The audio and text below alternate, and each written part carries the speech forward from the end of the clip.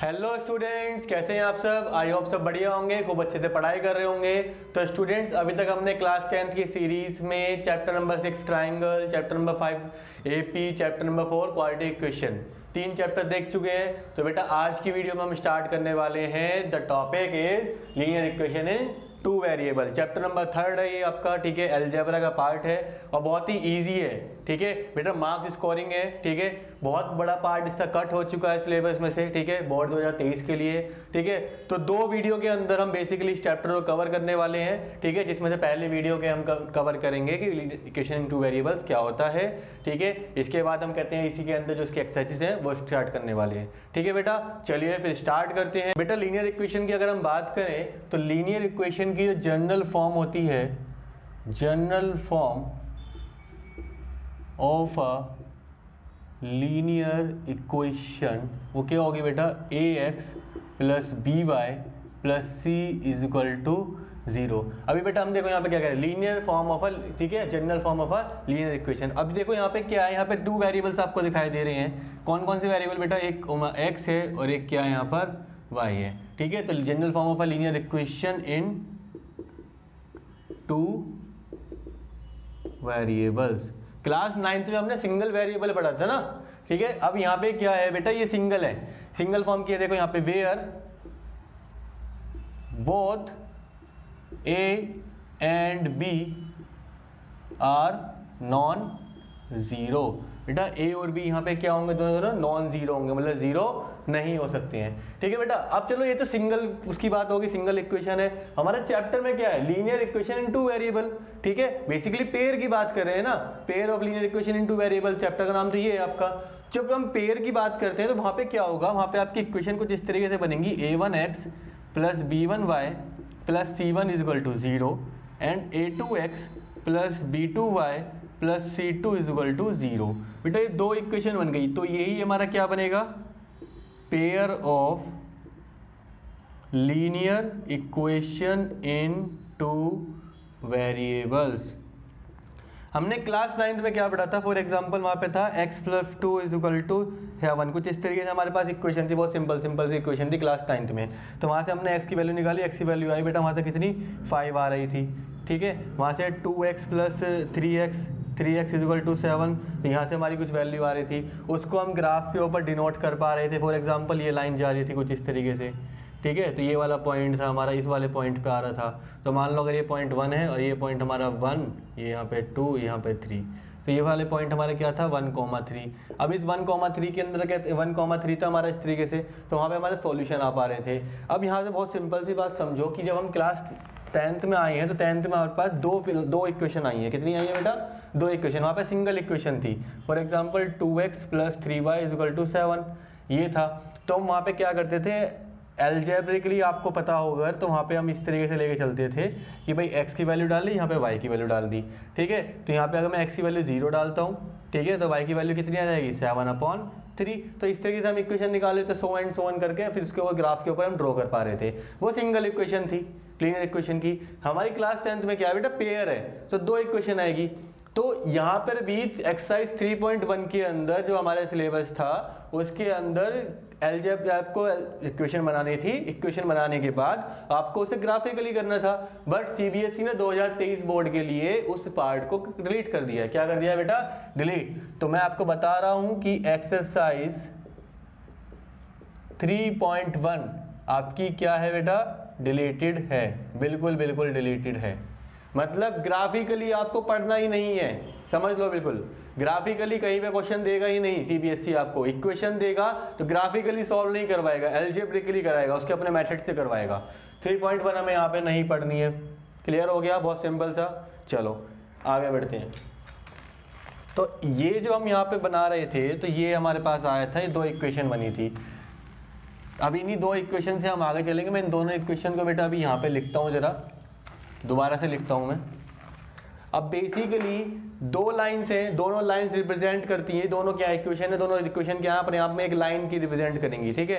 अब वो लाइन के 3 पार्ट हो सकते हैं बेटा, कोई भी 2 लाइन 3 तरीके से आपस में कहते हैं उनको रिप्रेजेंट कर सकते हैं हम। देखो जरा कैसे कैसे, पहले मैं इनकी इक्वेशन लिख देता हूँ, a1x plus b1y plus c1 is equal to 0, a2x plus b2y plus c2 is equal to 0।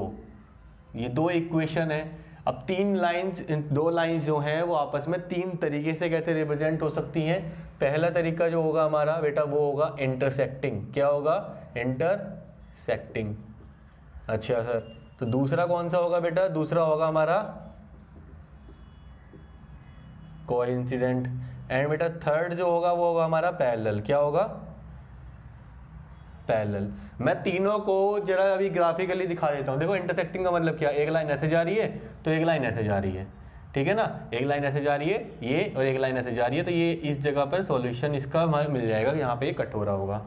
Coincident का मतलब क्या है कि सर ये लाइन जा रही है बेटा और इसी के ऊपर दूसरी लाइन आ जाए, इसी के ऊपर, ठीक इसी के ऊपर, एक के ऊपर एक लाइन आ जाए, तो वो क्या होंगी? हमारी कोइंसिडेंट लाइन होंगी। ठीक है, कोइंसिडेंट लाइंस, ऐसे इंटरसेक्टिंग लाइंस और पैरेलल लाइंस। पैरेलल लाइंस तो अब आपको पता होगा ना, एक लाइन ऐसे जा रही है और एक और लाइन यहाँ पे जा रही है। जैसे हमारे कहते हैं जो रेलवे होता है, रेलवे का जो ट्रैक होता है, तो वहाँ पे कहते हैं दो यहाँ पे पटरियाँ दिखाई देती हैं आपको, एक इधर एक इधर, वो सीधी चलती रहती है। दोनों क्या होती हैं? बिल्कुल प्लेन, यहाँ पे पैरेलल होती हैं। तो इस तरीके से बेटा तीन कंडीशन ही हो सकती हैं। तो इन तीन कंडीशन के लिए यहाँ से बहुत इंपॉर्टेंट क्वेश्चन आता है, ध्यान से समझना।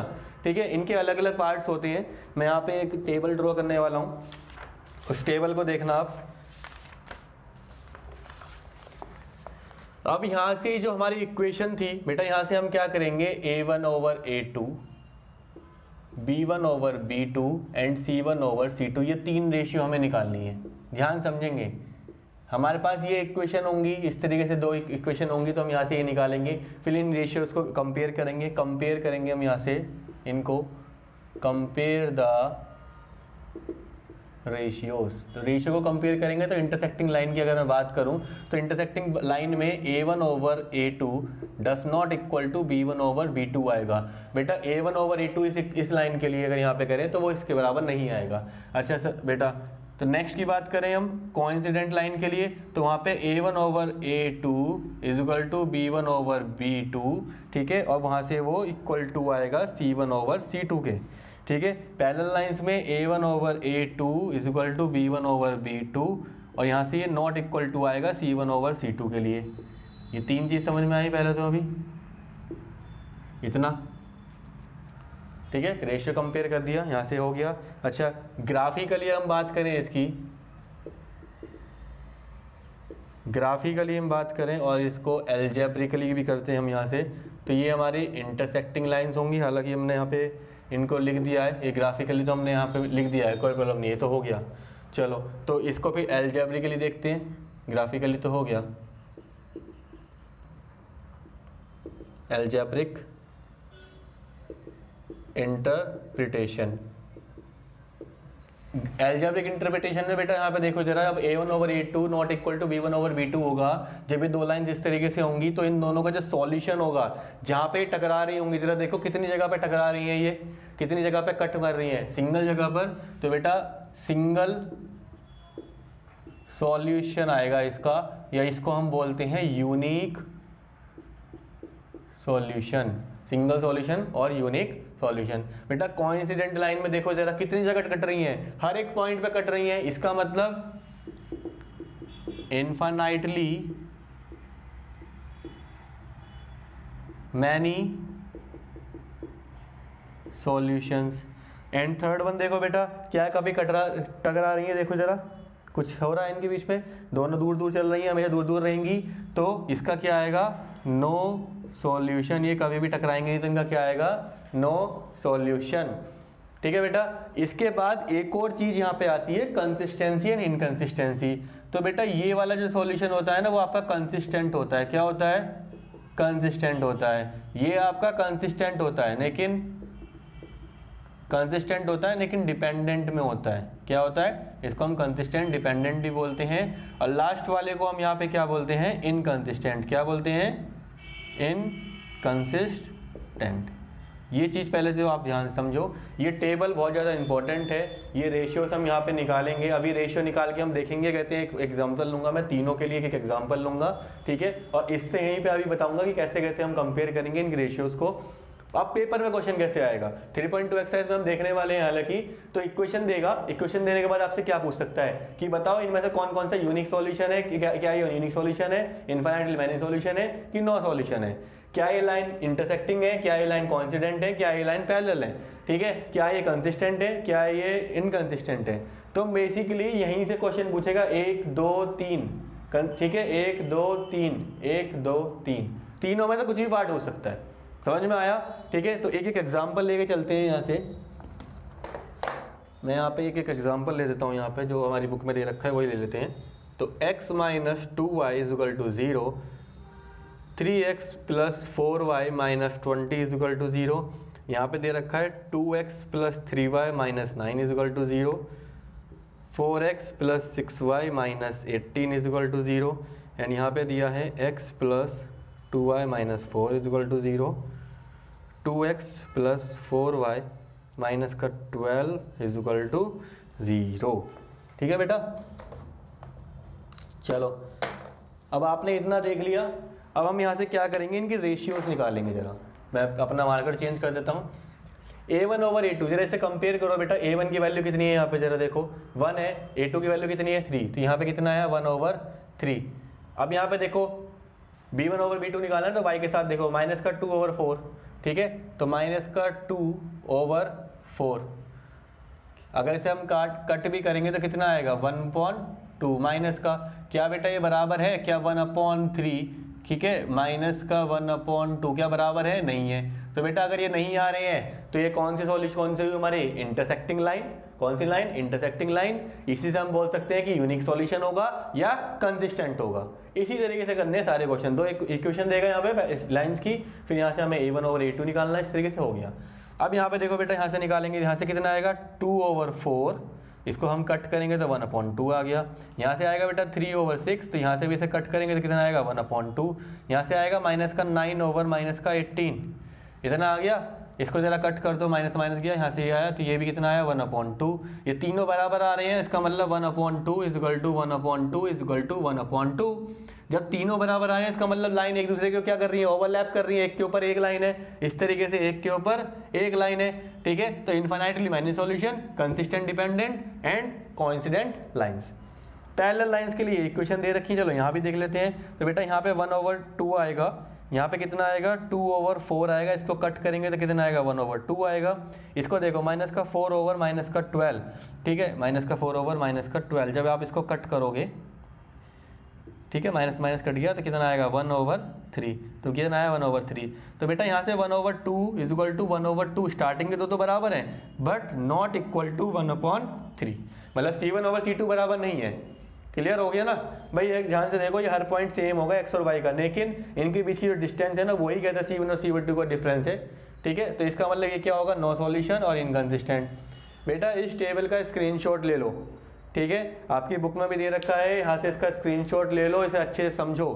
अपने आप कहते हैं दो इक्वेशन लेंगे हम कहते हैं, उसके बाद कहते हैं इनकी रेशियोज निकालेंगे, वहीं से कंपेयर करेंगे, कंपेयर करने के बाद हमें पता लगेगा कि वो सॉल्यूशन यूनिक आएगा, इनफाइनाइटली मैनी सॉल्यूशन आएगा कि नो सॉल्यूशन आएगा, वो कंसिस्टेंट होगा कि इनकंसिस्टेंट होगा, वो इंटरसेक्टिंग लाइन होंगी, कोइंसिडेंट लाइन होंगी कि पैरेलल लाइंस होंगी। समझ में आया। चलिए तो फिर इसी टेबल के ऊपर जो डिपेंडेंट है हमारी एक्सरसाइज 3.2, हम उसको स्टार्ट करते हैं। चलिए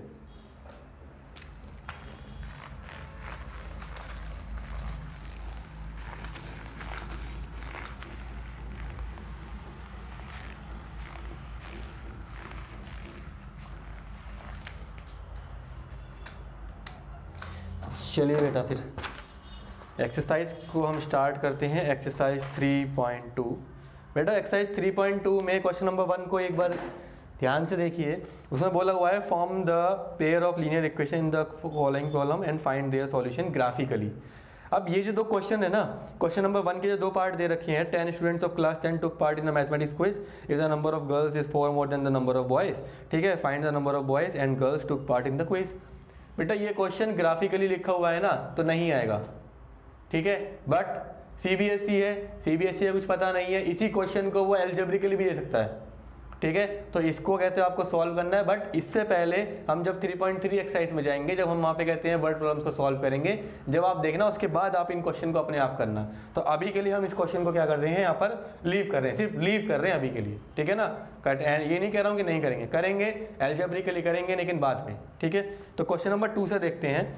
On comparing the ratio a1/a2, b1/b2 and c1/c2, find out whether the lines representing following pair of linear equation intersect at a point, parallel है कि कोइंसिडेंट है। तीनों चीज़ें जो मैंने बताई थी ना कि वो पैरेलल है, इंटरसेक्टिंग है कि वो कोइंसिडेंट है, ये तीनों बताना है क्या कंपेयर करके रेशियोज को। तो क्वेश्चन नंबर 2 का फर्स्ट पार्ट देखते हैं हम यहाँ पर, और सेकंड पार्ट में देखते हैं। इसका थर्ड पार्ट मैं आपके लिए छोड़ूंगा यहाँ पर प्रैक्टिस करने के लिए। तो 5x - 4y + 8 = 0 and 7x + 6y - 9 = 0। ऐसे यहाँ पे दिया हुआ है 9x + 3y + का 12 = 0 एंड 18x + 6y + का 24 = 0। बेटा ये 2 क्वेश्चन मैं कर रहा हूँ, इसका थर्ड पार्ट आप करेंगे। चलिए तो हमें क्या करना है, a1/a2 निकालो, कितना आएगा बेटा जरा बताओ, 5/7। यहाँ से आप क्या निकालोगे, b1/b2, b1/b2 निकालो, तो माइनस का 4/6, तो कितना हो गया कट करके 2/3, तो आया माइनस का 2/3। यहाँ से स्टार्टिंग से देख लो जरा, क्या बेटा a1/a2 = b1/b2, इसको कंपेयर करके देखो जरा। तो 5/7 यहाँ से आया माइनस का 2/3, क्या ये बराबर आ रहा है, नहीं आ रहा है, ये बराबर नहीं आ रहा है। तो यहाँ पे हमें क्या लिखना है, यहाँ से हटा दो इसे, ठीक है। Since a1/a2 not equal to b1/b2, so these lines intersect each other। चलो इस सेकंड पार्ट को देखते हैं। सेकंड पार्ट में बेटा a1/a2 निकालो जरा, क्या होगा 9/18, कट करके कितना आएगा 1/2। बेटा b1/b2 निकालते हैं, चलो 3/6, मतलब कितना आएगा 1/2, ठीक है, कट करके। और c1/c2 भी निकालो जरा, क्योंकि दोनों बराबर आ रहे हैं अभी तक। तो 12/24 कितना आएगा बेटा 1/2। तो यहाँ से हम क्या देख पा रहे हैं कि a1/a2 = b1/b2 = c1/c2, तीनों लाइंस क्या आ रही हैं, बराबर आ रही है ना। ये देखो जरा, तीनों लाइंस की है, तीनों की क्या आ रही है, रेशियो बराबर आ रही है। अगर बराबर आ रही है तो कौन सी होती हैं, बताओ जल्दी से, कोइंसिडेंट। कौन सी लाइन, कोइंसिडेंट। तो these lines are coincident lines, ये क्या है, हमारी कोइंसिडेंट लाइंस हैं। क्लियर हुआ। तो इसका थर्ड पार्ट आपको बताना है कि वो क्या होगा, ठीक है, पैरेलल, इंटरसेक्टिंग या कोइंसिडेंट। क्लियर हुआ। चलो फिर नेक्स्ट क्वेश्चन को देखते हैं। क्वेश्चन नंबर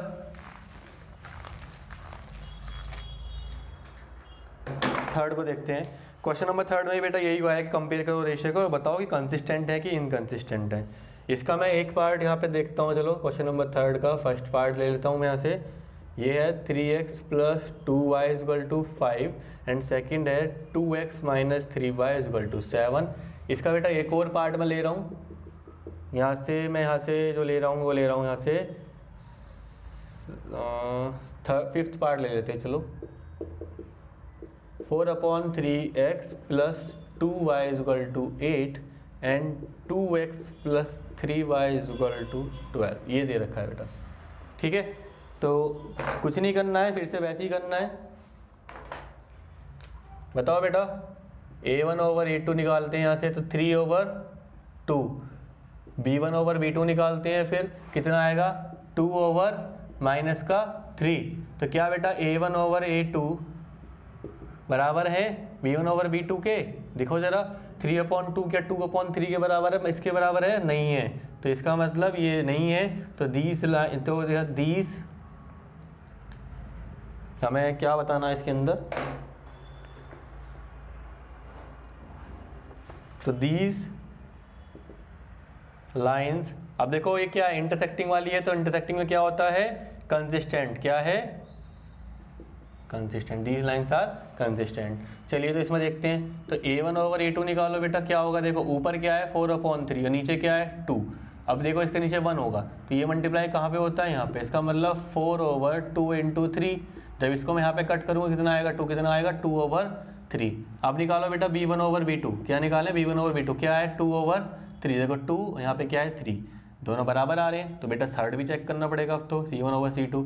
तो उसे इधर लेके आएंगे तो क्या होगा, -8, और इधर से लेके आएंगे तो -12। माइनस माइनस कटाई क्या आएगा, 4 × 2 4 × 3 कितना आया बेटा, 2/3। तीनों लाइन्स हमारी क्या आ रही हैं, तो a1/a2 = b1/b2 = c1/c2। तीनों हमारी बराबर आ रही हैं रेशियोज। इसका मतलब ये कौन सा हुआ, कोइंसिडेंट हुआ। और कोइंसिडेंट का मतलब क्या होता है बेटा, ये भी क्या है, कंसिस्टेंट है। लेकिन ब्रैकेट में आप जरूर लिखा देना डिपेंडेंट, कंसिस्टेंट डिपेंडेंट है ये, ठीक है, इस तरीके से। तो इसके बेटे जो बाकी के पार्ट्स हैं, जो बाकी के second part, third part and fourth part है, वो आप करेंगे, ठीक है। वो आपके लिए क्या रहेगा, आपका होमवर्क। प्रैक्टिस करेंगे वहाँ से, ठीक है, ताकि आपके कॉन्सेप्ट ये क्लियर हो जाए। चलो फिर आगे बढ़ते हैं।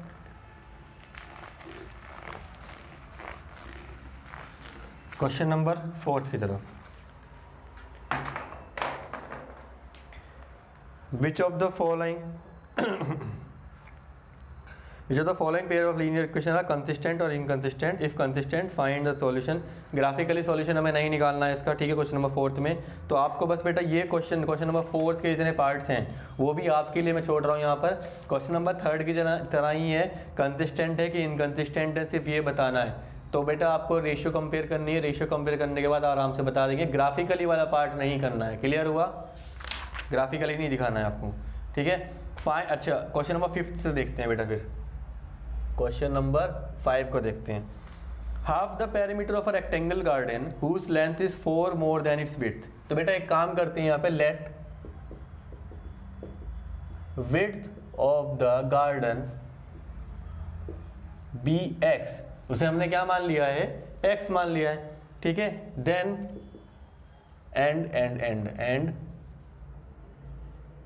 एंड लेंथ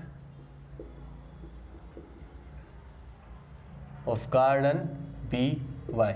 हमने ये बोला है कि विड्थ को हमने x माना है और लेंथ को हमने y माना है। तो अब क्या कह रहा है, कह रहा है कि तो लेंथ है ना वो 4 ज़्यादा है विड्थ से, तो लेंथ जो है वो लेंथ क्या है हमारी, ये है, वो क्या है 4 ज़्यादा है किससे, तो x में +4 कर देंगे तो यही तो हुआ। क्या हमारी पहली इक्वेशन बन गई है x और y के फॉर्म में। चलो सेकंड हमें क्या करना है, यहाँ पर कह रहा है हाफ द पैरामीटर। अब बेटा बताओ जरा, है पैरामीटर वो कितना है, कह रहा है पैरामीटर क्या होता है जरा बताओ। अब ये रेक्टेंगल की फॉर्म में है, पैरामीटर ऑफ रेक्टेंगल कितना होता है जल्दी बताओ, twice of x + y, length into breadth होता है, तो हमने ये इसकी फॉर्म में लिख दिया। अब इसका हाफ, तो इसका हाफ कितना होता है, तो half of parameter is equal to 1/2 into twice of x + y, तो 2 से 2 कट गया। अब हाफ ऑफ पैरामीटर की वैल्यू उसने दे रखी है, कितनी दे रखी है 36, तो 36 is equal to x + y। ये इक्वेशन होगी हमारी सेकंड इक्वेशन। जरा चेक करो ध्यान से, कोई प्रॉब्लम इतने में। अब यहाँ से इसकी वैल्यू पुट कर सकते हैं हम, तो from first put y in second. First से y की वैल्यू हम इसे पुट कर देंगे, तो 36 is equal to x + y की वैल्यू कितनी है बेटा 4 + x। अब देखो x + x कितना हो जाएगा यहाँ से 2x, और 4 को हम इधर लेके जाएंगे, 36 - 4 इज इक्वल टू 2x। तो यहाँ से कितना आएगा बेटा 32 is equal to 2x and x is equal to 32.2। तो x की वैल्यू कितनी आई बेटा 16। और x क्या है हमारा, यार देखो x हमने किसको माना था, विड्थ को माना था। तो इससे अब ये पुट x इन फर्स्ट, इसे वापसी फर्स्ट में डाल देंगे यहाँ से, तो क्या हमारे पास y की वैल्यू आ जाएगी, तो y इज इक्वल टू 4 + 16, तो y इज इक्वल टू 20। ठीक है, इस तरीके से हम यहाँ पे इसका आंसर बता देंगे। और इन्होंने यहाँ पर डायमेंशन मीटर के फॉर्म में दिया हुआ है, तो ये 16 मीटर एंड ये भी हमारा 20 मीटर। क्लियर हुआ, इस तरीके से क्वेश्चन को हमें सॉल्व करना है, लीनियर इक्वेशन को। क्लियर हुआ, चलो तो बेटा नेक्स्ट क्वेश्चन को देखते हैं। फिर नेक्स्ट क्वेश्चन क्या बोला है,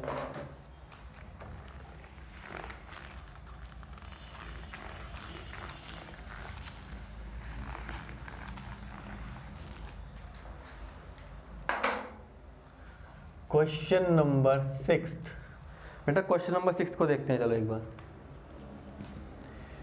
गिवन द लीनियर इक्वेशन, बेटा एक इक्वेशन दे रखी है यहाँ पर, वो है हमारी 2x + 3y -8 is equal to 0। Right another linear equation in 2 variable such that the geometrical representation of the form. बेटा ये कह रहा है कि हमें एक एक इक्वेशन बतानी है इन तीनों केसेस के लिए, ठीक है ना। ये तीनों केस कौन से बोले हैं, वही जो हमारे नॉर्मल केस होते हैं। पहला है इंटरसेक्टिंग, ऐसा क्वेश्चन आपका एमसीक्यू में बन सकता है, ठीक है। क्या बोलेगा, एक इक्वेशन दे देगा आपको, मैं बताता हूँ कैसे क्वेश्चन बनेगा। यहाँ से एक इक्वेशन दे देगा और उसके बाद एमसीक्यू में 4 ऑप्शन दे देगा, बताएगा कहते हैं इन चारों में से कहते हैं कौन सा कहते हैं आपका इंटरसेक्टिंग लाइन के लिए है, कौन सा चारों में से आपका पैरेलल लाइन वाला बन रहा है ऑप्शन, कौन सा आपका कांस्टेंट लाइन का बन रहा है, कौन सा आपका कंसिस्टेंट का बन रहा है। डायरेक्ट ऐसे भी क्वेश्चन दे सकता है। एक इक्वेशन देके बाकी दूसरी इक्वेशन के 4 फॉर्म दे देगा, 4 कहते हैं एमसीक्यू दे देगा, बताओ इन चारों में से कौन सा बन रहा है। वैसे क्वेश्चन आएगा, ध्यान समझना, इसलिए एमसीक्यू वाले क्वेश्चन बहुत बनते हैं यहाँ से, ठीक है। तो चेटा हमें क्या करना है, बहुत सिंपल सा इक्वेशन बनानी है इसकी। अब देखो इंटरसेक्टिंग लाइन के लिए हमें क्या पता है कि a1, इसकी कंडीशन हमें पता है। कंडीशन क्या होती है जरा बताओ, ये हम मैं रफ में लिख रहा हूँ जरा, a1/a2 not equal to b1/b2। भाई तो एक काम करो, इक्वेशन क्या होगी, अगर मैं इसे इक्वेशन को मैं यहाँ पे ऐसे लिख देता हूँ 2x + 5y - 8 is equal to 0। मैंने ये लिख दी इक्वेशन, जरा चेक करो। यहाँ से 2 है तो क्या a1/a2 अगर मैं निकालता हूँ तो क्या आएगा, वहाँ से 2 है और यहाँ से भी कितना है 2, कितना आ गया बेटा 1 आ गया। अब b1/b2 निकालो, वहाँ से कितना है 3 है, यहाँ से कितना है 5 है, क्या आया 3/5, क्या है बराबर है, तो a1/a2 not equal to b1 not, ठीक है। इस तरीके से तो ये इक्वेशन मेरी बन जाएगी। चलो बेटा पैरेलल लाइंस की कंडीशन क्या होती है, कंडीशन बताओ। कंडीशन है हमारी कि a1/a2 is equal to b1/b2 but not equal to c1/c2। तो एक काम करो, कुछ भी ऐसी इक्वेशन बना दो जिसकी रेशियो बराबर आए स्टार्टिंग के 2 टर्म्स की। तो यहाँ पे 2x है तो मैं यहाँ पे 4x ले लेता हूँ, 4x + 6y, ये इक्वल नहीं आना चाहिए तो माइनस का यहाँ पे मैं 12 ले लेता हूँ इज इक्वल टू 0। हो गया, जरा देखो 2 यहाँ से a1 यहाँ से 4 तो कितना आएगा। अब जरा इसको भी करके देख लो रफ में, a1/a2 कितना आएगा, a1 हमारा वो रहा 2 तो 2 और a2 हमारा ये रहा 4, 2/4 इज इक्वल टू 1/2। b1/b2 निकालो जरा, वहाँ से कितना है 3 और यहाँ से कितना है 6, ये भी कितना आएगा 1/2 और c1/c2 निकालो जरा, तो वहाँ से आएगा -8, यहाँ से आएगा -12, ये कट गया, यहाँ से कितना बचा 2, यहाँ से बचा 3, तो कितना आया 2/3, तो ये बराबर नहीं है। समझ में आया इस तरीके से। चलो इसकी कंडीशन क्या होती है, इसकी कंडीशन बताओ, कंडीशन बताओगे सब कुछ, सब सारे काम कर ले जाओगे। b1/b2 के बराबर होता है, ये भी c1/c2 के बराबर, मतलब तीनों बराबर होती हैं हमारी। तो ऐसी कोई इक्वेशन बना दो, तो इसी इक्वेशन से कर देंगे हम। तो 4x + 6y, भाई ये हमारा गलत आ रहा था ना, c1/c2 इस वाले क्वेश्चन में गलत आ रहा था, तो हम ऐसी इक्वेशन ले लो भाई, इसका जो रेशियो है तो -16 कर देता हूँ मैं यहाँ से। तो देखो जरा स्टार्टिंग के 2 पार्ट तो हमारे 1/2 आ रहे थे, अब क्या होगा -8/16, -8/16 c1/c2 देखो जरा, ठीक है कट गया, कितना आएगा 1/2, तो 2 रेशियो बराबर आ रही थी, तीसरी रेशियो भी बराबर आ गई, तो ये इक्वेशन बनेगी तीसरे में, ये बन गई, ये हमारी सेकंड बनी और ये हमारी फर्स्ट के लिए बनी। बेटा तैयार रहना, एमसीक्यू में पक्का क्वेश्चन पूछेगा इस टाइप का, एक इक्वेशन देगा, बाकी 4 ऑप्शन में 4 इक्वेशन देगा, पूछेगा कौन सी consistent, inconsistent, parallel, intersecting, coincident, many solution, in unique solution या नो सॉल्यूशन, कुछ भी पूछ सकता है कि बताओ कौन सी इक्वेशन है इनके लिए, इस पर्टिकुलर कंडीशन के लिए। क्लियर हो गया, तो तैयार रहना, यहाँ से एनसीईआरटी से पक्का क्वेश्चन बनेगा इस टाइप का, ठीक है। चलो इसके बाद बेटा question number 7, draw the graph of the equation. बेटा देखो ग्राफ वाला क्वेश्चन आ गया, तो ग्राफिकल क्वेश्चन है, तो ग्राफिकल क्वेश्चन हमारे नहीं आ रहे हैं, 3.1 नहीं आ रही थी, 3.2 के अंदर question number 7 and question number 1 graphically वाले क्वेश्चन नहीं आएंगे बिल्कुल भी, ये चीज़ आप क्लियर कर लीजिए। तो इससे पहले के जो एग्जाम्पल्स हैं 3.1 और 3 के और 3.2 के स्टार्टिंग के जो एग्जाम्पल्स हैं वो भी नहीं आने वाले हैं, तो आप उनको नहीं पढ़ेंगे। क्लियर, चलो कितना क्लियर हो गया बेटा। तो बेटा इसके बाद हम चलते हैं अपनी नेक्स्ट एक्सरसाइज की तरफ, ज़्यादा टाइम वेस्ट नहीं करेंगे आपका। वो है हमारी एक्सरसाइज 3.3। तो 3.3 का बेटा जो बेसिकली अगर मैं बात करूं, जो हम मेथड यूज़ करने वाले हैं उसके अंदर मेथड होगा हमारा सब्स्टिट्यूशन मेथड, और एक्सरसाइज हमारी होगी कौन सी, 3.3। ठीक है, बहुत सिंपल सी बात समझेंगे यहाँ पे, मेथड होगा सब्स्टिट्यूशन मेथड, ठीक है, और एक्सरसाइज हमारी 3.3। चलो, तो सब्स्टिट्यूशन मेथड के का मतलब क्या होता है, देखो सब्स्टिट्यूट का मतलब क्या होता है। फॉर एग्जांपल आप स्कूल में हैं, ठीक है, स्कूल में आपके बहुत सारे टीचर्स हैं जो आपको सब्जेक्ट पढ़ाती हैं। फॉर एग्जांपल किसी दिन कहते हैं आपके आईटी के कोई मैथ्स के कोई टीचर नहीं आती हैं, ठीक है, तो उनकी जगह उनका जो पीरियड है वो वैकेंट जाएगा, लेकिन स्कूल तो नहीं चाहेगा कि वो पीरियड वैकेंट जाए, तो उनकी जगह पे कोई और टीचर होगा स्कूल में जो मैथ्स के टीचर होंगे, ठीक है, जो दूसरी क्लास को पढ़ाते होंगे, अगर वो फ्री हैं तो उनको वहाँ पर रख देते हैं, ठीक है, उनको वो पीरियड दे देते हैं। तो उन्होंने क्या काम करा, उन्होंने सब्स्टिट्यूट ले आए उस पर्टिकुलर डे के लिए, उस पर्टिकुलर पीरियड के लिए, उस क्लास के लिए उन्होंने दूसरे टीचर को वहाँ भेज दिया। तो वो जो टीचर थे ना, वो क्या थे, सब्स्टिट्यूट थे। क्लियर, समझ रहे हो? तो उन्होंने उनकी जगह रख दिया। ये तो रियल लाइफ की बात होगी, जब कोई पर्सन दूसरे पर्सन की जगह रख लेता है तो सब्स्टिट्यूट होता है। क्रिकेट मैच के अंदर भी जब कोई कहते हैं प्लेयर हमारे कहते हैं घायल हो जाता है, जब वो नई फील्ड पे आ पाता है, खेल नहीं पाता है, तो उसकी जगह पे दूसरा सब्स्टिट्यूट फील्डर आता है, ठीक है, जो उसकी जगह पे क्या करता है, फील्डिंग करता है, और बहुत सारे कैच भी ले लेता है बहुत बार, ठीक है, तो सब्स्टिट्यूट उसका पार्ट हो जाता है उसके अंदर। तो सब्स्टिट्यूट का मतलब क्या है कि दूसरा पर्सन या दूसरी चीज कहते हैं उसकी वैल्यू ले ले, ओरिजिनल एंटिटी की वैल्यू ले ले। तो ऐसे ही इसके अंदर हमारे पास दो वेरिएबल है, एक्स और वाई। तो जब x y की जगह ले ले या y x की जगह ले ले, और उसके थ्रू हम कहते हैं सिंगल वेरिएबल में लेके उसको सॉल्व कर दे। बेटा ध्यान रखना, हम सिंगल वेरिएबल से ही सॉल्व करेंगे, मतलब पूरी इक्वेशन डबल वेरिएबल में होगी, लेकिन हम उसे सिंगल वेरिएबल में बनाएंगे, ठीक है। दोनों इक्वेशन में से किसी एक इक्वेशन में से वैल्यू निकालेंगे, उसको हम वहां पे पुट करने वाले हैं, और पुट करने के बाद सिंगल वेरिएबल में हो जाएगी तो हमारी इक्वेशन सॉल्व हो जाएगी। क्लियर हो गया? इस तरीके से हमें करना है, ग्राफिकली नहीं करना है, सब्स्टिट्यूशन मेथड से करेंगे। तो स्टार्ट करते हैं फिर exercise 3.3 from the first question, question number 1। चलिए 3.3 में बेटा बोला है solve the following pair of linear equation by substitution method. तो इसका फर्स्ट पार्ट में यहाँ पे ले लेता हूँ, वो है x + y = 14 and x - y = 4। इसका ही बेटा सेकंड पार्ट में यहाँ से लूँगा, वो होगा s - t = 3 and s/3 + t/2 = 6। बेटा ये दो पार्ट मैंने यहाँ से ले लिए, ठीक है। चलो तो इन दोनों पार्ट को सॉल्व करते हैं आपके लिए। देखो सब्स्टिट्यूशन मेथड में क्या करना है, ये इक्वेशन नंबर 1 है मान लेते हैं, ये इक्वेशन नंबर 2 है।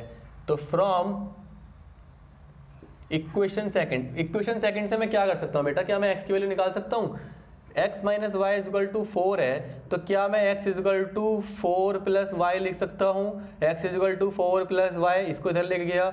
अब इसको क्या कर देंगे, पुट x इन, इस वाली वैल्यू को हम क्या कर देंगे, पुट x इन फर्स्ट, इसको हम यहाँ रख देंगे, ठीक है, या पुट इन फर्स्ट, इसे डायरेक्ट लिख लो, पुट इन फर्स्ट, तो इसको वहाँ रखवा दो। तो 4 + y = 14। मैंने आपको क्या बताया था, देखो 4 + y आ गया, अच्छा एक और y हमारा रह गया ऊपर वाला, x की जगह पर 4 + y आ गया, और वो वाला y वहीं का वहीं है, 14 आ गया। ये इक्वेशन नंबर 1 होगी हमारी। मैंने अभी आपको क्या बोला, दो इक्वेशन होंगी, एक इक्वेशन में से वैल्यू निकालेंगे, निकाल दी x की या y की वैल्यू, किसी एक की वैल्यू निकाल देंगे। मैं चाहता तो y की वैल्यू निकाल सकता था। वैल्यू निकालने के बाद उसे दूसरी इक्वेशन के अंदर पुट करेंगे, तो वो वाली इक्वेशन फिर से सिंगल वेरिएबल की जाएगी। देखो जरा क्या x है यहाँ पर, x नहीं है ना, क्योंकि y की वैल्यू जहाँ पे जो है वो यहाँ पे उसने ले ली है, सिर्फ x ने y की फॉर्म में ले लिया है। तो यहाँ से देखो क्या ये 2y + 4 = 14 हो जाएगा। तो क्या हमारा 2y = ये 4 इधर जाएगा, कितना 10 हो जाएगा, तो y की वैल्यू कितनी आ जाएगी, 10/2। तो y की वैल्यू कितनी आई बेटा, 5। अब इसको वापसी पुट करेंगे यहाँ पर, ठीक है। तो इसको क्या करेंगे, पुट इन सेकंड, तो हमारी सेकंड इक्वेशन थी वहाँ पर, तो यहाँ पे x - 5 = 4, तो x की वैल्यू कितनी हो जाएगी बेटा, क्या x की वैल्यू हमारी 9 आएगी, बिल्कुल ठीक है। इस तरीके से कर लेंगे हम। समझ में आया तरीका क्या है सब्स्टिट्यूशन मेथड का? चलो तो इसमें देखते हैं बेटा, ये इक्वेशन नंबर 1 है, ये इक्वेशन नंबर 2 है। इसका एलसीएम लेने की जरूरत नहीं है, अभी देखो कैसे करेंगे, अभी मत लो LCM. From equation 1, from first, आप यहाँ से बेटा s की वैल्यू निकाल दो। क्या s की वैल्यू 3 + t हो जाएगी, जरा देखो 3 + t। अब इसको क्या करो, पुट इन सेकंड, s की जगह पर रख दो इसको। तो क्या ये 3 + t/3 + t/2 = 6 हो जाएगा। अब क्या करें, एलसीएम ले लें, 3 × 2 = 6 एलसीएम आ गया। 2 की मल्टीप्लाई यहाँ कर दो तो 2 इंटू 3 प्लस टी, प्लस 3 की मल्टीप्लाई यहाँ कर दो तो 3t इज इक्वल टू 6। अब क्या करें, 3 2 जा 6, ठीक है, प्लस का 2t प्लस का 3t, और इसको कहाँ भेज दें, यहाँ पर, क्या ये 36 के बराबर हो जाएगा ना। चलो ये देखो यहाँ से इसको उधर लेके जाओ तो ये 2 + 3 कितना हो गया 5t इज इक्वल टू 36। ये इधर का 6 इधर आएगा तो क्या होएगा, माइनस का हो जाएगा, भाई दल बदल माइनस का आ जाएगा। 5t इज इक्वल टू 30, तो क्या मेरी t की वैल्यू 6 आ जाएगी, बोलो ना, t की वैल्यू क्या हो जाएगी 6। चलो अब t की वैल्यू आ गई तो यहाँ से निकाल दो, तो s इज इक्वल टू इसमें डाल दो तो 3 + 6, तो s की वैल्यू कितनी आ गई हमारी, 9 वैल्यू आ गई। देखो ये भी 9 आ गया, यहाँ पे भी 9 आया था कहीं x की वैल्यू, ठीक है। चलो 2 क्वेश्चन कर दिए हमने फर्स्ट के। चलो समझ में आया आपको, इसका फिर नेक्स्ट क्वेश्चन देखते हैं। बेटा यहाँ से ना ध्यान से समझना, चैप्टर नंबर 3 से वर्ड प्रॉब्लम के क्वेश्चन ज़्यादा आएंगे, वर्ड प्रॉब्लम से ही क्वेश्चन पूछे जाएंगे ज़्यादातर, लेकिन अभी हम सिर्फ प्रैक्टिस करेंगे। तो इसका मैं बेटा ज़रा 4th पार्ट ले लेता हूँ ज़रा, उसमें दे रखा है 0.2x + 0.3y is equal to 1.3, ऐसे ही 0.4x + 0.5y is equal to 2/3, इस तरीके से दे रखा है। तो क्या कर सकते हैं, ये पहली चीज़ तो ये हो सकती है कि हम पूरे इक्वेशन को यहाँ से डिवाइड बाय 10 सब जगह करते हो, बहुत से बच्चे करते हैं, इसे पॉइंट उठा देंगे 10 आ जाएगा, पॉइंट उठा देंगे 10 आ गया, कट गया, फिर 10 से 10 कट गया, सब कुछ जगह। नहीं, सिंपल भी रख दो। अगर आपको इजी मल्टीप्लिकेशन इतनी ज़्यादा पॉइंट में नहीं खेलना है तो आप वो कर सकते हो, नहीं तो आप नहीं से तो फ्रॉम फर्स्ट निकालेंगे। देखो बेटा फ्रॉम फर्स्ट मैं यहाँ से 0.2x + 0.3y is equal to 1.3 है ना, मैं यहाँ से 0.3y इज इक्वल ऐसे लिख रहा हूँ, देखो 1.3 - 0.2x, और यहाँ से y की वैल्यू निकाल रहा हूँ 1.3 - 0.2x ओवर 0.3। बेटा मैंने y की वैल्यू ये निकाल दी है, ठीक है। इस y को मैं कहाँ पुट करूँगा, पुट इन सेकंड के अंदर पुट करा दो इसको, तो 0.4x + 0.5 ये गया, y की जगह रखो 1.3 - 0.2x over 0.3 is equal to कितना 2.3। अब क्या करेंगे, अब लो एलसीएम मल्टीप्लाई करेंगे, साथ साथ एलसीएम लेंगे। तो 0.3 की मल्टीप्लाई यहाँ करोगे कितना आएगा 0.12। भाई देखो ना, पॉइंट यहाँ पर है, पॉइंट यहाँ पर है, 3 4 12 होता है, तो 2 पॉइंट इधर पॉइंट आएगा, तो आ गया प्लस। बेटा 0.5 की मल्टीप्लाई इसमें करोगे, 0.5 की मल्टीप्लाई इसमें करोगे, और नीचे आपका पूरा 0.3 जाएगा। 0.5 की मल्टीप्लाई इसमें करोगे तो कितना आएगा, बताओ जल्दी से। भाई देखो ये 13 है, ठीक है, 1.3 है, इसकी मल्टीप्लाई 5 में करोगे क्या 0.65 आएगा।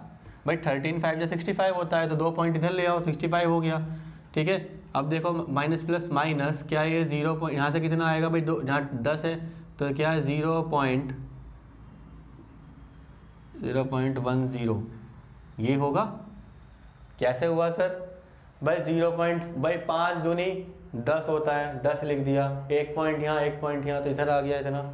चलो अब इधर देखो ये आ गया हमारा 2.3, इसको उधर मल्टीप्लाई करा देंगे, तो अब देखो ज़रा 0.12 में से जब आप इसे माइनस करोगे तो 1 से 1 गया था, कितना बचेगा 1 से 1 0.02 बचेगा, प्लस का 0.65 बचेगा। इधर जाके जब ये 3 की मल्टीप्लाई इसमें करोगे 23 × 3 69, तो 0.69 आएगा। अब इसको उधर जाके माइनस कर दो, तो 0.02x इज इक्वल टू 0.69 - 0.65, तो 0.02x इज इक्वल टू 0.04। तो बेटा देखो x की वैल्यू जो हम निकालने जाएंगे तो 0.04 ओवर 0.02, पॉइंट से पॉइंट करिए, कट गया, 2 से यहाँ पर 2 आ गया, तो x की वैल्यू कितनी आ गई 2 आ गई। अब x की वैल्यू 2 आ गई है तो यहाँ से y की वैल्यू निकाल देंगे, तो y is equal to 1.3 - 0.2 × 2 over 0.3।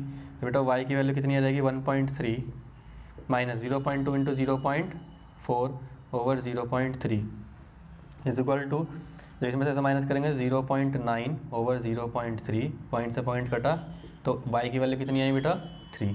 तो इस तरीके से हम यहाँ से कर सकते हैं। सब्स्टिट्यूशन मेथड बेटा थोड़ा सा लंबा हो सकता है बहुत बार, अगर वैल्यू थोड़ी सी टिपिकल हो जाए, है ना। देखो ऊपर भी है नीचे भी है, तो टिपिकल हो सकता है, लेकिन ईजी होता है, इतना ध्यान रखना। टिपिकल का मतलब मैं क्या कहना चाह रहा हूँ कि कैलकुलेशन थोड़ी सी बड़ी हो सकती है, मैं उसको कह रहा हूँ, लेकिन ईजी रहती है कैलकुलेशन बहुत। क्लियर हुआ? चलो बेटा इसके जो बाकी के रिमेनिंग पार्ट्स हैं, कौन कौन से पार्ट्स हैं भाई? Third part, fifth part and sixth part, वो आप करेंगे, ठीक है, अपने आप घर पर। इसके बाद बेटा नेक्स्ट क्वेश्चन की तरफ बढ़ते हैं। क्वेश्चन नंबर 2 की तरफ। क्वेश्चन नंबर 2 में बोला है सॉल्व,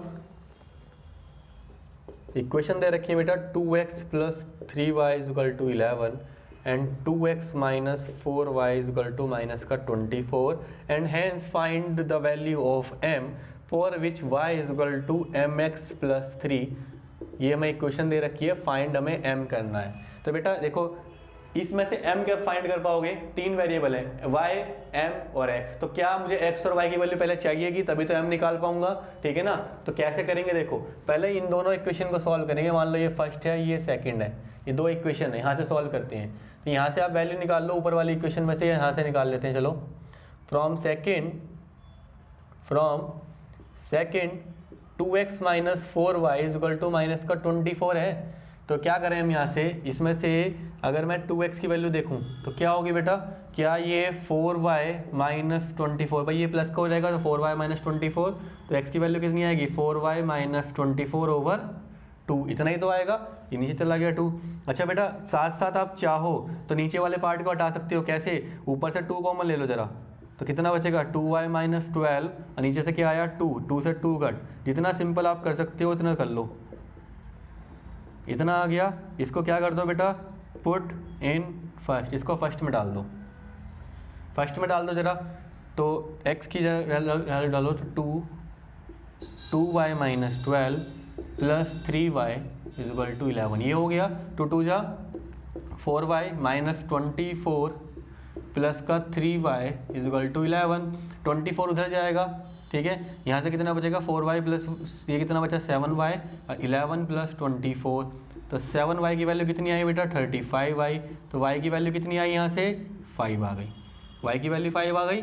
अब क्या करेंगे? इसे वापसी पुट कर देंगे इसके अंदर, तो x = 2 × 5 - का 12, तो x की वैल्यू कितनी आएगी? 10 - 12, तो x की वैल्यू आएगी -2। तो अब हमारे पास दोनों वैल्यू हो चुकी हैं। अब आ जाओ यहाँ पर इस वाली इक्वेशन, तो y = mx + 3। बेटा y की वैल्यू कितनी है हमारे पास? 5 है ना, और m की वैल्यू तो हमें निकालनी है, तो m से कोई मतलब नहीं है। x की वैल्यू कितनी है हमारे पास? -2 प्लस का 3। तो देखो जरा ये क्या बचेगा? 5 = -2m + 3 बचा, तो 3 को इधर लेके आओ, तो 5 - 3 = -2m। ये कितना बचेगा? 2 = -2m, ठीक है। तो m की वैल्यू कितनी हो जाएगी? 2/-2, तो 2 से 2 कट गया, तो m की वैल्यू कितनी आई बेटा? -1। इस तरीके से सॉल्व करेंगे। अच्छा क्वेश्चन था, पहले ये सॉल्व करवाया, फिर एक और चीज़ सॉल्व करवा दी, है ना। तो इस तरीके से कुछ नहीं करना है, एक की फॉर्म निकालनी नहीं है। x की या y की किसी एक की सिंगल की वैल्यू निकालो, उसे दूसरे में पुट कर दो, सिंगल वेरिएबल बन जाएगा, वहाँ से आप सॉल्व कर ले जाओगे, वो इजी पार्ट हो जाएगा। फिर क्लियर हो गया? चलो फिर क्वेश्चन नंबर 3 की तरफ चलते हैं। अब बेटा वर्ड प्रॉब्लम्स वाले क्वेश्चन आने स्टार्ट हो गए हैं, ठीक है। तो वर्ड प्रॉब्लम्स हैं, वर्ड प्रॉब्लम्स करेंगे एक एक करके।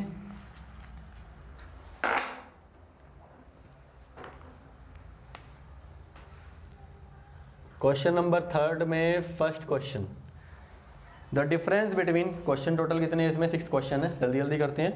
The difference between 2 numbers is 26 and the other number is 3 times the other.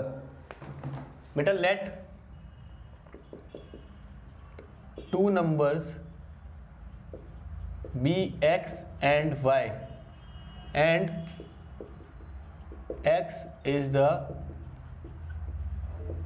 Bigger number. बेटा हमने क्या बोला है कि 2 नंबर जो है वो x और y है, और x क्या है? Bigger number. x क्या है? बिगर नंबर है। तो उसने अकॉर्डिंग टू क्वेश्चन उसने क्या बोला है, जरा देखो दोबारा लिखते हैं। उसने कहा कि दोनों के बीच का डिफरेंस वो कितना है? जल्दी बताओ। x और y के बीच का डिफरेंस कितना है? 26 है। तो बड़ा नंबर कौन सा है? x है, तो x - y तो 26 होगा ना। भाई बड़े में से छोटे को माइनस करोगे तभी 26 आ रहा होगा। क्लियर ना? इस तरीके से लिख दिया, पहली इक्वेशन हो गई। अच्छा, दूसरी चीज़ क्या बोल रहा है, दूसरी चीज़ ये बोल रहा है यहाँ पर the one number is 3 times the other. तो बड़ा नंबर कौन सा है, जल्दी बताओ, बड़ा नंबर कौन सा है, x है। तो क्या x वो दूसरे वाले से 3 टाइम्स है, तो ये ऑलरेडी बड़ा है। बहुत से बच्चे बेटे यही गलती कर देते हैं कि भाई जो वो कह रहे हैं कि 3 टाइम्स बड़ा है, बच्चे ये गलती कर देते हैं, भाई वो तो x तो पहले ही बड़ा है ना, तो इक्वेशन को इक्वेट करना है तो 3 किधर जाएगा, दूसरी तरफ जाएगा। ध्यान रखना बेटा, बैलेंस बनाना है, वो पहले 3 गुना है, आपने और कर दिया उसे तो वहाँ पहुँच जाएगा, उसे 3 गुना पर है, 3 गुना है तो ये नीचे है, तो इसे ऊपर लाओ ना 3 से मल्टीप्लाई करके, तभी तो बराबर हुआ लेवल। क्लियर हुआ, ये कॉमन सी गलती कर देते हैं बहुत बार बच्चे, ठीक है, एग्जाम में। इतना हो गया बेटा, x की value from second put in first, इसे फर्स्ट में रखवा दो। तो x की वैल्यू क्या है 3y, तो 3y minus Y is equal to 26, तो 2y इज इक्वल टू 26, तो y इज इक्वल टू 13। बहुत सिंपल सा क्वेश्चन था। क्लियर हो गया, y की वैल्यू 13 आ गई, तो यहाँ से देखो क्या हमारी x की वैल्यू, तो from second x is equal to 3 into 13, तो x की वैल्यू कितनी आ गई, दोनों नंबर निकल के आ गए। देखो बड़े में से छोटे को माइनस करो, क्या 26 आ रहा है, 39 माइनस आ रहा है। क्लियर हुआ, क्वेश्चन हमारा हो चुका है। चलो फिर नेक्स्ट पार्ट को देखते हैं इसकी। क्वेश्चन नंबर 3 के ही पार्ट हैं सारे, वर्ड प्रॉब्लम्स हैं। और बेटा वर्ड प्रॉब्लम्स बहुत ज़्यादा इंपॉर्टेंट हैं इस चैप्टर से।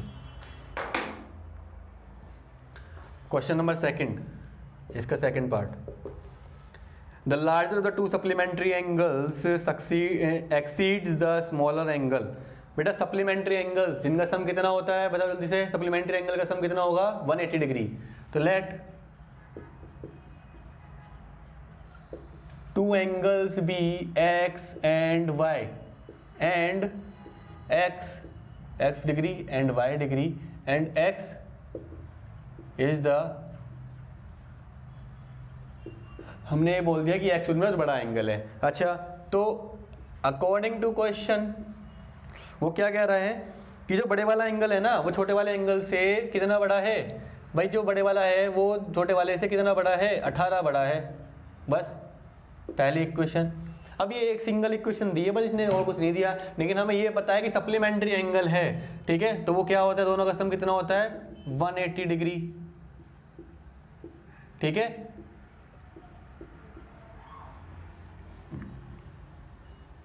यहाँ पे हमें लिखना है सम of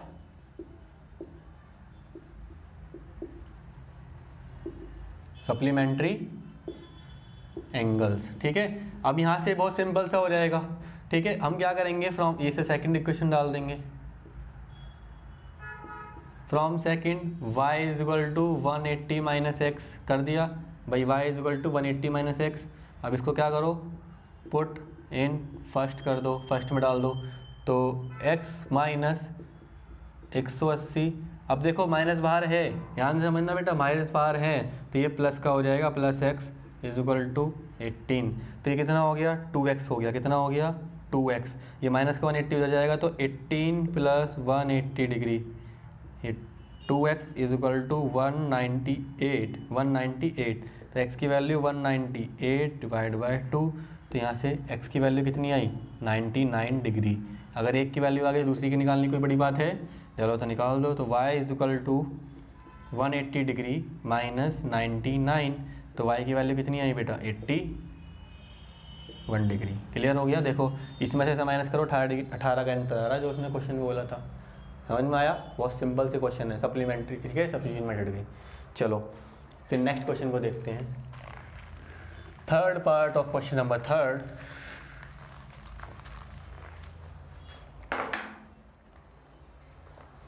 the coach of a cricket team buy 7 bats and 6 ball for 3800।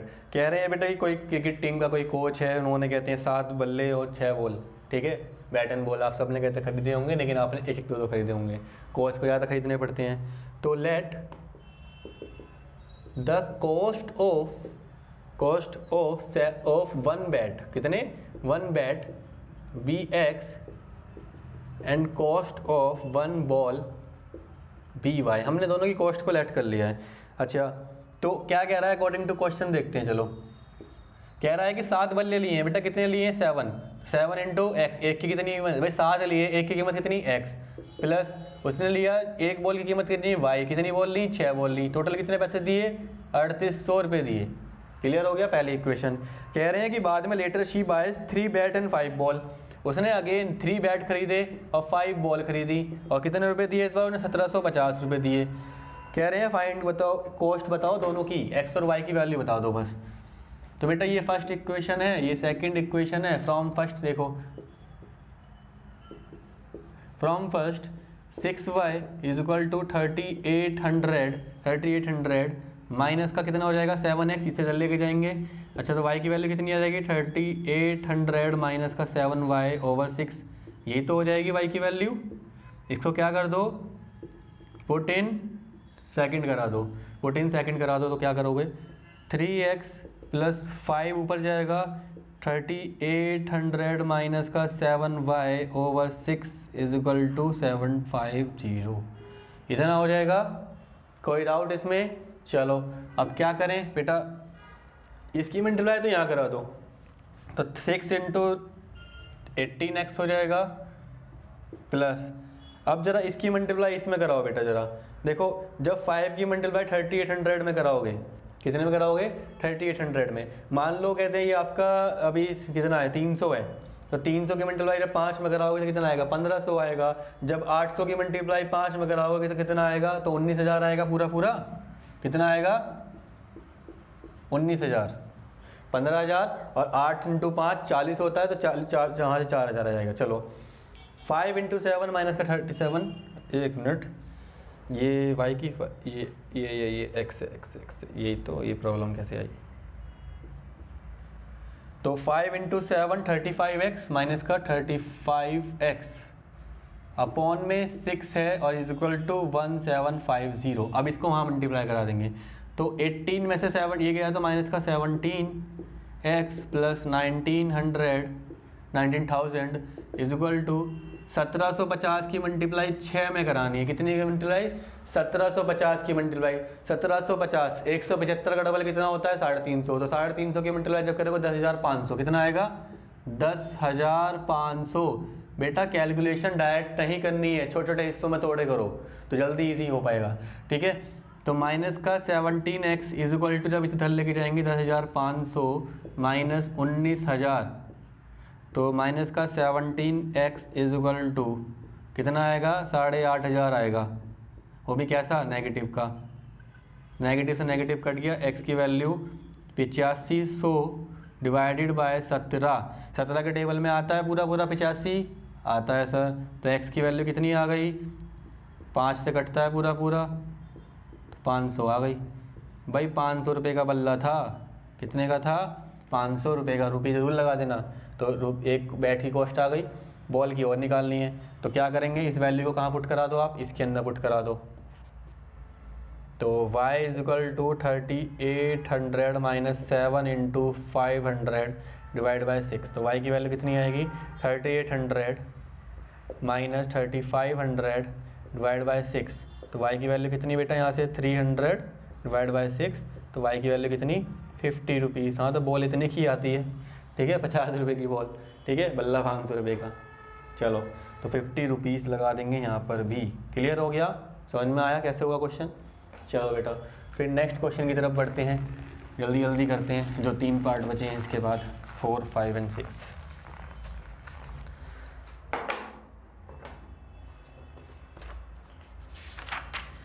The taxi charges in a city consist of a fixed charge together with the charge for the distance covered. For a distance of 10 km, the charge paid is this, and for a journey of this, find the fixed charge per kilometer. How much does the charge if of okay. तो पेट of cost क्या बोला है कि एक taxi जो service होती है उनका ना बेसिकली एक फिक्स चार्ज होता है कि इतने किलोमीटर तक तो आपको इतना देना ही देना है, उसके बाद पर किलोमीटर आप चलते रहेंगे तो इतना चलेगा। मतलब बैठते ही आप अगर आप गाड़ी के अंदर बैठ जाते हैं तो बैठते ही आपका कुछ फिक्स चार्ज लग जाता है। आप उसके अंदर किलोमीटर के अंदर चलेंगे तो आपको उतना ही देना है, उससे ऊपर जाएंगे तो पर किलोमीटर का देना पड़ेगा। तो हम क्या करेंगे, let the fixed charge be x rupees, कितना be rupees x, and per kilometre charge be y, उसे हमें रुपीज़ वाई मान लिया। कितना मान लिया? Rupees y. तो क्या कह रहा है कि अगर 10 किलोमीटर चले हैं तो उसमें 105 रुपये दिए हैं। तो बेटा 105 दिए हैं कब? जब 10 किलोमीटर चले हैं, और कुछ तो फिक्स चार्ज होगा, तो फिक्स चार्ज तो एक्स ही रहने वाला है, ठीक है, उसमें कोई, लेकिन किलोमीटर कितने चले हैं? 10, और कितना पर किलोमीटर चार्ज है? वाई है। तो ये हो जाएगा x + 10y = 105, पहली इक्वेशन। सेकेंड इक्वेशन में क्या, दूसरे के लिए क्या बोल रहा है कि अगर 155 रुपये दिए गए हैं, किसके लिए? 15 किलोमीटर के लिए, तो 15y, और ये तो फिक्स चार्ज इतना ही रहने वाला है, फिक्स चार्ज में कोई प्रॉब्लम नहीं है। तो सेकंड इक्वेशन हो गई, ठीक है। अब क्या करें, यहाँ से देखो जरा, x की वैल्यू निकाल दोगे यहाँ से, फ्रॉम फर्स्ट या फ्रॉम सेकंड ही कर लो। फ्रॉम सेकंड x की वैल्यू कितनी होगी? 155 - 15y, ये हो गया। इसको क्या कर दो? पुट इन फर्स्ट कर दो, बहुत सिंपल हो गया। देखो तो x की जगह 155 - 15y प्लस का 10y = 105। तो यहाँ से कितना आएगा? 155 को उधर लेके जाएंगे, तो 15y में से 10 गया तो माइनस का 5y बचा, = उधर जाएगा तो 105 में से 155 माइनस करेंगे तो माइनस का 5y = माइनस का 50, माइनस से माइनस कट, y = कितना आ गया बेटा? 10 आ गया। कितना आ गया? 10। और y क्या था हमारा? ठीक है, पर किलोमीटर, तो y की वैल्यू आ गई 10 रुपये पर किलोमीटर चार्ज है। चलो इतना हो गया। तो फिक्स चार्ज निकालना है, तो वापसी निकाल लो किसके अंदर? इसके अंदर। तो x = 155 - 15 × 10, तो 155 - 150, ठीक है। तो x की वैल्यू कितनी आ गई बेटा? हमारी कितनी आ गई x की वैल्यू? 5 रुपये आ गई।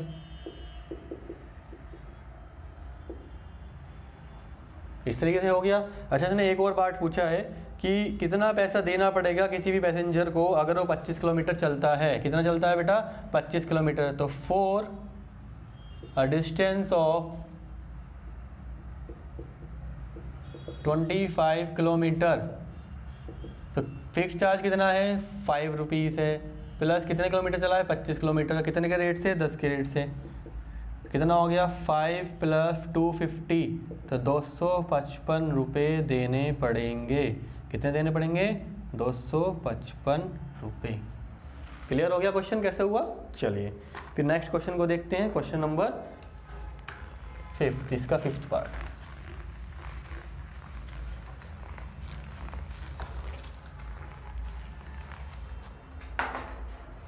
कह रहा है बेटा, the fraction become 9/11 if 2 is added to both the numerator and denominator, and if 3 is added to the numerator and denominator, it become 5/6. find the fraction. fraction बताओ। तो बेटा क्या करेंगे, let numerator be x and denominator be y, then fraction = x/y। भाई numerator को हमने x मान लिया, डिनोमिनेटर को हमने y मान लिया, तो फ्रैक्शन क्या बन जाएगा हमारा? x/y। अब अकॉर्डिंग टू क्वेश्चन वो क्या कह रहा है कि अगर मैं क्या कर रहा हूँ, उसने क्या कहा है, अगर मैं 2 ऐड करता हूँ, अगर मैं न्यूमरेटर में भी 2 ऐड करता हूँ और डिनोमिनेटर में भी 2 ऐड करता हूँ, तो मेरा फ्रैक्शन 9/11 बन जाता है। तो यहाँ से इक्वेशन बना लेंगे आप, क्रॉस मल्टीप्लिकेशन कर दो, इसको यहाँ इसको यहाँ, तो 11x + 22 = 9y + 18, 9y + 18। तो यहाँ से इक्वेशन क्या बनेगी बेटा? 11x - 9y, इसको उधर लेके जाएंगे तो कितना आएगा? -4। ये आ गया, पहली इक्वेशन आ गई। चलिए सेकंड इक्वेशन अगेन कह रहा है कि अगर मैं इस बार x में 3 और y में भी 3 ऐड करता हूँ, 3 ऐड कर रहे हैं ना, if 3 add to both the, तो फ्रैक्शन इस बार बन जाता है हमारा 5/6 बन जाता है। तो यहाँ से भी इक्वेशन निकाल लेंगे आप, ये 6 यहाँ जाएगा, तो 6x + 18 = 5y + 15। तो इसे करो इक्वेशन को सॉल्व यहाँ से, तो 6x - 5y = यहाँ से 15 में से 18 गए तो -3। सेकंड इक्वेशन आ गई। आप कहीं से भी यहाँ से फ्रॉम फर्स्ट से कर लो, आप क्या कर सकते हैं? 9y = 11x + 4, उसे इधर लिया, इसे ले गए, तो y की वैल्यू कितनी आ गई? 11x + 4/9। इसको क्या कर दो बेटा? पुट इन सेकंड कर दो। तो यहाँ पर 6x + -5 11x plus 4/9 is equal to -3। अब इसको सॉल्व मैं इधर कर रहा हूँ, ठीक है, इधर करेंगे तो इसका एलसीएम करेंगे तो यहाँ पे क्या आएगा 54x माइनस 55x माइनस का 20/9 is equal to -3। 54x minus कितना आ जाएगा माइनस का x माइनस का 20 इज इक्वल टू माइनस का 27। तो माइनस का x is equal to minus का 27 प्लस का 20 इधर चला जाएगा तो माइनस का x is equal to minus का 7। तो x की वैल्यू कितनी आई बेटा 7। तो y निकल जाएगा यहाँ से हमारा। तो y इज इक्वल टू इस इक्वेशन के अंदर वापसी पुट कर देंगे तो 11 × 7 प्लस 4/9। तो y की वैल्यू कितनी आएगी जरा देखो 77 प्लस 4 81/9। तो y की वैल्यू कितनी आई 9। उसने पूछा हमसे फ्रैक्शन कि फ्रैक्शन क्या था, तो फ्रैक्शन बेटा क्या है x/y की फॉर्म में है तो x हमारा कितना है 7 और उसमें क्या है 9। देखो जरा, ठीक है, तो ये हमारा आंसर रहेगा इसके लिए। तो बेटा इस एक्सरसाइज का क्वेश्चन नंबर 3 का लास्ट पार्ट हम देखने जा रहे हैं अब, ठीक है, उसको भी स्टार्ट करते हैं। फिर वर्ड प्रॉब्लम के क्वेश्चन बेटा बहुत ही इंपॉर्टेंट हैं आपके लिए। 2 चैप्टर है जिसमें वर्ड प्रॉब्लम के क्वेश्चन बहुत ज़्यादा आते हैं। Chapter number 3 linear equation in 2 variable, pair of linear equation, और चैप्टर नंबर 4 ठीक है क्वाड्रेटिक इक्वेशन। दोनों से ही वर्ड प्रॉब्लम के क्वेश्चन पक्का आते हैं। चलो अब बच्चे कंफ्यूज हो जाते हैं कि कौन सा क्वेश्चन है कौन सा, क्योंकि क्वेश्चन सेम से लगते हैं वहाँ पर। तो क्वेश्चन नंबर 3 का बेटा 6th पार्ट हम देखने जा रहे हैं अब। 6th पार्ट में क्या बोला है 5 years hence the age of Jacob will be 3 times of his son। कह रहा एज का प्रॉब्लम आ गया है बेटा यहाँ पे। तो एज के प्रॉब्लम में हम क्या करेंगे let age of Jacob son is equal to x and age of Jacob is equal to y। ठीक है, x ईयर्स एंड भाई एक की एज x मान लो और एक की एज y मान लो। तो कह रहा है 5 years hence, ठीक है, या प्रेजेंट एज की बात करो बेटा यहाँ पे, ये प्रेजेंट एज है and present age x and y। 5 years hence, hence का मतलब क्या होता है बेटा आफ्टर, ठीक है, 5 साल बाद फ्यूचर में। 5 years hence the age of the Jacob, तो आफ्टर 5 years क्या कह रहा है the age of Jacob will be, बेटा जैकोब की आज की एज कितनी है y है, 5 साल बाद कितनी हो जाएगी y + 5, ठीक है। Will be 3 times that of son, son की एज अभी कितनी है x है, 5 साल बाद कितनी हो जाएगी x + 5 और 3 times हो जाएगी इसकी। तो इसमें 3 times इस तरीके से करेंगे तो y + 5 is equal to 3x + 15। तो y - 3x, यह एक काम करो यहीं से y की वैल्यू डायरेक्ट निकाल लो, कोई प्रॉब्लम नहीं है। तो y is equal to 3x plus का 10, ये इक्वेशन आ गई हमारी। देखो साथ साथ मैंने इक्वेशन ही बना दी। अब क्या करेंगे देखो दूसरी इक्वेशन जो दोनों दी है, कह रहे 5 years ago, 5 साल पहले मतलब अब से।